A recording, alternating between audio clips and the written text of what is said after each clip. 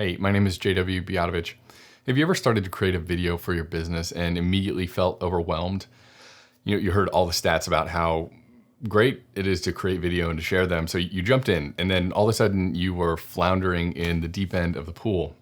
If that's you, you're definitely not alone. When I have conversations with people who are interested in creating videos, they usually have hesitations and fears in a few areas. And one of those areas is the video creation process.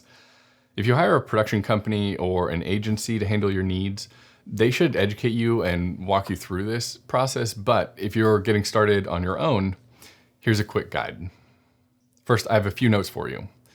The process can be as simple or as complicated as you make it. If you want to storyboard each shot, it'll take a bit more time, but you can definitely do that. And if you want to just sit down in front of the camera and start talking to get your thoughts out, you can do that too. Everyone that makes videos develops their own process over time based on what works for them and what they're creating. But you'll probably have to make a few projects in order to get the hang of it. And that brings me to my second note. The most important part of the video creation process is just getting started. Now, I'm pretty bad at this myself and have to work on taking my own advice, but you'll never complete a video if you never start it. So start rough, start ugly, refine your project, and refine your process. There are three classic phases of professional video creation, and I had my own bonus phase, which I'll tell you about in a minute. But the three main phases are pre-production, production, and post-production.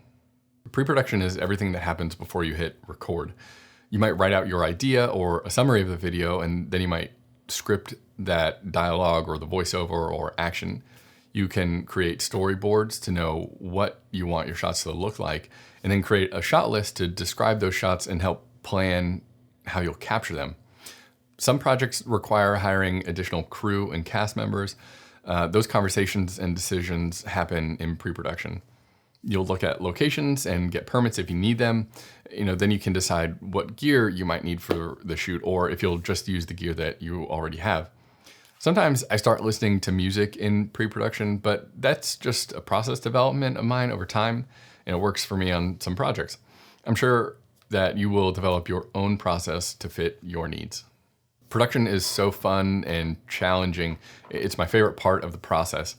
It's when you take out the gear, put your talent on camera, and make some magic. I won't go into a whole lot of detail here because how production happens depends so heavily on the type of project that you're creating.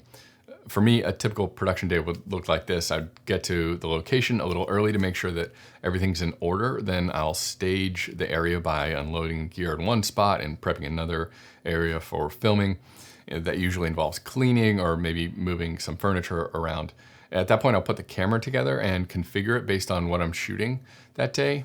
And then at that point, the day can go a number of ways. Maybe I need to set up lighting or audio, or maybe I can start working on B-roll.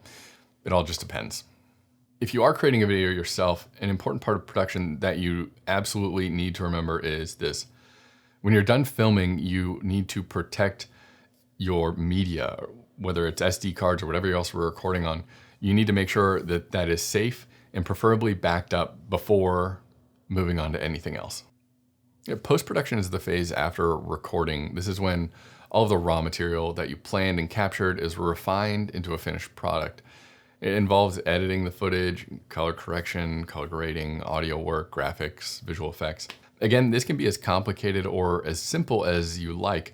Some people skip this step altogether and just publish unrefined cell phone footage, but I would recommend taking some time to work with what you captured and present it well to your audience. I have one bonus phase for you, and it is publication. I think a lot of people miss this step because it happens outside of the classic three, but it's crucial. There are too many people, whether they do the video themselves or they hire it out, they miss this. But don't invest your time, money, and energy into a video project only to post it to YouTube and get 50 views. You're gonna be disappointed. You need to have a plan for publishing. Is it a broadcast commercial? Are you going to promote the video or share it or ask your audience to share it? Are you gonna put some money behind it on social media? Is it gonna live on your website, or is it gonna contribute to an email campaign? How are you gonna utilize this video to actually achieve the goals that you set out to achieve? Maybe 50 views are all you need, but make them the right 50 views by the right people. My point is you've worked too hard up to this point to throw a video up on Facebook on a wing and a prayer. So make a publication plan. That is all I have for you today. I hope that this was helpful. Let me know in the comments what you think, and if you have any other questions. If you're curious about video and businesses using video, then follow along. And if you're interested in how I can help your business grow with video, shoot me a message. Take care.